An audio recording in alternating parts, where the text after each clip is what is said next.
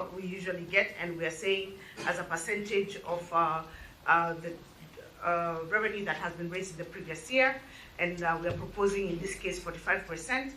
And then, considering what the national government is borrowing, the county government should also be given the same window of 20% to fund their budget deficits for their development projects.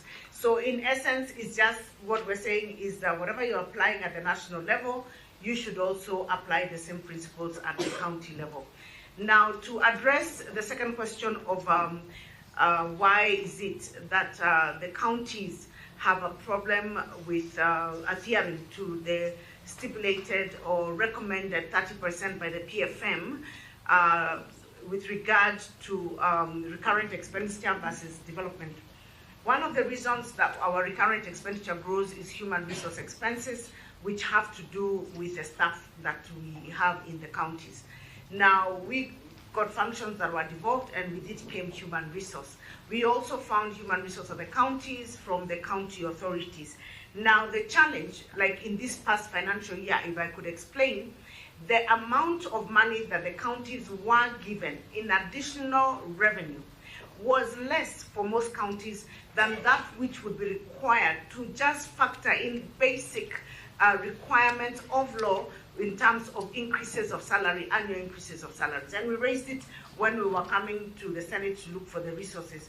So of course, if you do that 2-3 times, you will find that all counties then will end up spending a lot more than the 30%. So it is the only way to get the counties to have their 30% or less in recurrent expenditure, especially in human resource, is to increase the allocation that you're giving to the counties. But if you keep the allocation at a lower pace than the increase in recurrent expenditure, both when you factor inflation and they factor increased taxes, like right now we have increased taxes, and then you factor increased salary increment but that are mandatory by law, you will find that over the years, the cost of recurrent expenditure for counties will exceed the 30% threshold. Chair, maybe before you give, and maybe he could also help you, because I know he's a finance person, because from your answer, what you are saying is actually not factual. You have said that what has been used to deny counties more revenue is how much government is borrowing. Well, the excuse that you may put it. That is the excuse that the national government gives us when they are doing the current. And I'm saying because your vice chair is a finance person, he knows that is not factual. What is factual is that is not borrowing, is debt financing. And it is also a fact, the Controller of Budget just released a report last week, but one, saying that we have now surpassed the 1 trillion mark in debt financing. And that is what has a bearing as to how much money then is available to the counties. The other thing that is factual, true, the cost of living is going up and inflation and all that, and wages will definitely go up. And I would want to hear from you, where is a place for own source revenue for county governments?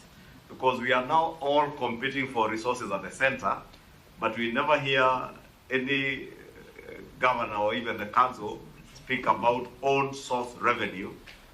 And I believe the spirit of devolution was also to encourage counties even to compete amongst themselves in raising revenue.